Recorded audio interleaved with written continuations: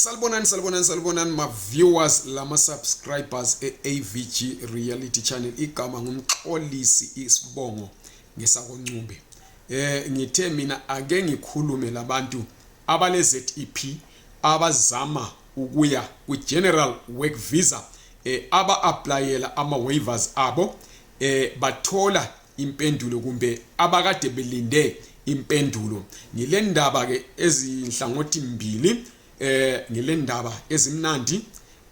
ngalabo bantu aba applyela ama waivers besuka ku ZEP. Ngize ngibuye futhi lami njalo le ndaba ezingemnandi ngendaba yona leyo futhi njalo kodwa ngingakaqhubekeli phambili ngizocela ukuthi li subscribe kule i-channel, li like i-video le, libuye li share phela ukuze ifinyelele ezindlebeni lemehlweni okunengi okuhlukeneyo kwabantu abangabe bengekho kule i-channel. Indaba zakuqala engizoqala ngazo ngezimnandi esesikuthola thina ngokukhuluma labantu be-VFS, ngokukhuluma labantu be-Department of Home Affairs kunye lalabo esibaziyo akade be-applyele ama waivers abasinikeza i-feedback lesingabaziyo abasinikeza i-feedback yikuthi njengoba uhulumende omutsha we-South Africa ikakhulu ungqongqoshe we-Department of Home Affairs ethembisile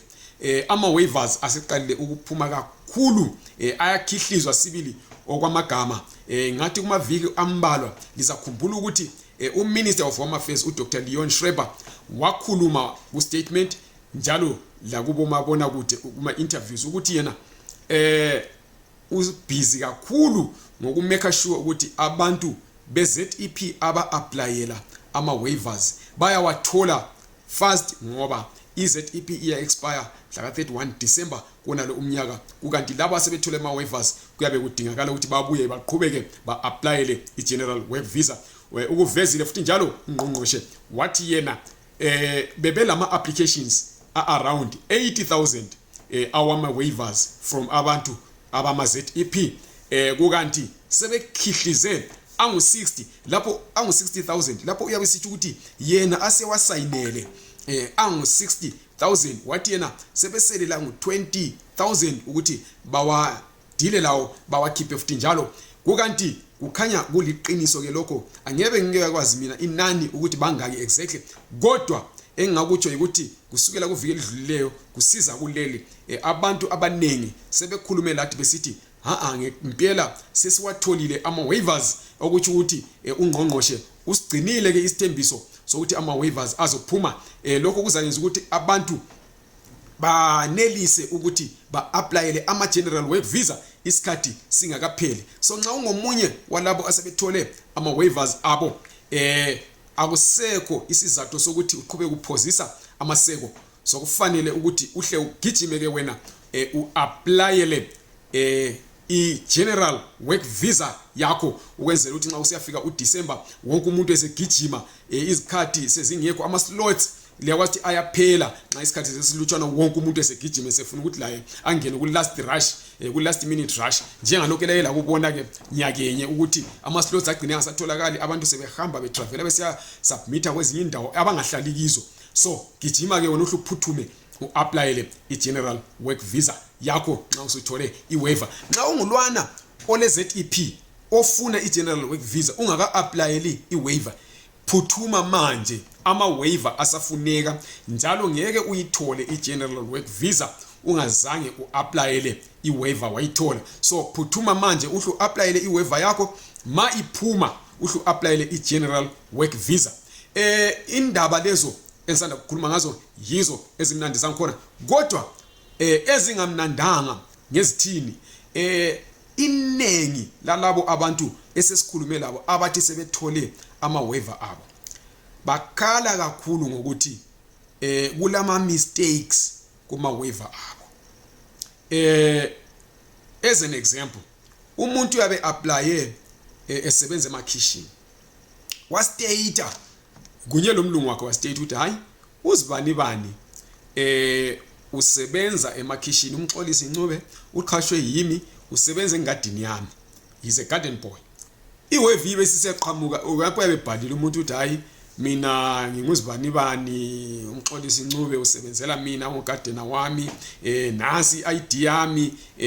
yokubonisa ukuthi usebenza kimi iwave yeqhamukise sithi umxolisi Ncube is a lecturer at some college umxolisi engazi lutho ngokulecture engumuntu ozigebhela ingadi kumbe umuntu esebenza e-restaurant eyintombazana ngusiphathekile Ncube usebenza e-restaurant ungukeshiya kumbe unguwaiter iwaiver iyeqhamuka sisithi yona usiphathekile Ncube usebenzela some trucking company truck driver yiko ukuvamileyo kakhulu omunye ebengikhuluma laye uzisebenzela yena ekitchen iphume iwave sithi usebenzela some company assistant manager abanye basebenza bengowaiter uthole kuthiwa driver so ama mistakes amaningi kakhulu ama mistakes esesihlangane lawo from ebantwini ngayabe igama lesibongo kunye le ID ngathi mina i-passport number konke kuyabe ku correct kodwa igama le company lingayisilo umuntu usebenza emakitchen so le company esifakiwe kumbe usebenza kule company usebenza ku AVG reality kodwa siyaphuma isithi yena ugebha ingadi kuzibani banyana kumbe udrive ama truck company ethile so kubuye kwabanye futhi njalo uthola ukuthi lo msebenzi awenzayo usujinjiwe so kuphambana igama le company kubuye kuphambane kwabanye umsebenzi awenzayo uthola ukuthi umuntu ongutitshala uphuma senguwaiter umuntu onguwaiter uphuma sengubarman umuntu ongubarman uphuma sengudriver esesebenza kwenye indawo angakaze azwe ngayo so nginkalakatha zama mistakes lezo kube sokusithi abantu bayabuza ukuthi benze njani ngemva kubana sesikhulume leziphathamandla from VFS kunye le Home Affairs bayakuvuma ukuthi ama mistakes avamile bayakuvuma ukuthi kuyathatha isikhathi ukuthi balungise lawo ma mistakes ngoba bale backlog enkulu kakhulu abazama ukuthi bagijimisane layo ukugcina kusenzakala ama mistakes but the advice is nxa usithole iwaiver yakho whether ile mistake qhubeka wena uapplyele i-general work visa this is how you will have your waiver rectified hamba uye emapholiseni ufike wenze i-affidavit estate ukuthi kule mistake ethile eyenziwe ku waiver yakho uyistate leyo mistake ukuthi hayi mina konke okunye lokhu likuthole right yimi umxolisi Ncube le passport number 8080 kodwa ke ku waiver yami listate ukuthi mina ngingulecturer angisuye lecturer iqiniso yikuthi mina ngingugadena ngisebenzela uzibani banyana ohlala endaweni ethile njengoba lama documents akhe elapha ngiwafakile kumbe mina ngingumxolisi Ncube ngisebenza libhale ukuthi ku mistake yendenza mistake lathi mina ngingu assistant manager ekampanini ethile kukanti mina hayi la waiver application yami ngambhalile ukuthi mina umsebenzi wami nginguwaiter ngisebenzela imxolisi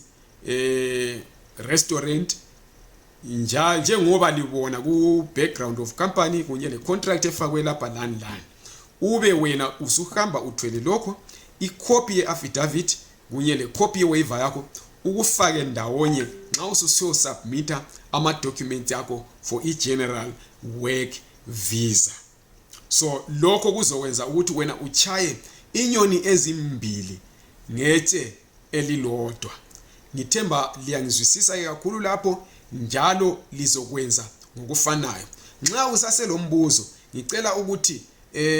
ungesabi ufake ngaphansi kwale ivideo kule ndawo ethiwa i-comment section lapho kuthiwa comment ufike wena ucommente lapho ukhuluma ukuthi uhlupho lwakho kumbe into ongayizwisisiyo ngiyenjani kumbe ngethini bese nxa ufuna ukuthi ukhulume lami mathupha uthumele ke i-WhatsApp ku number ezithi +27 962 3075 +27 962 3075 nge-WhatsApp kuphela ungafoni directly ngoba iza kuchayisa epalini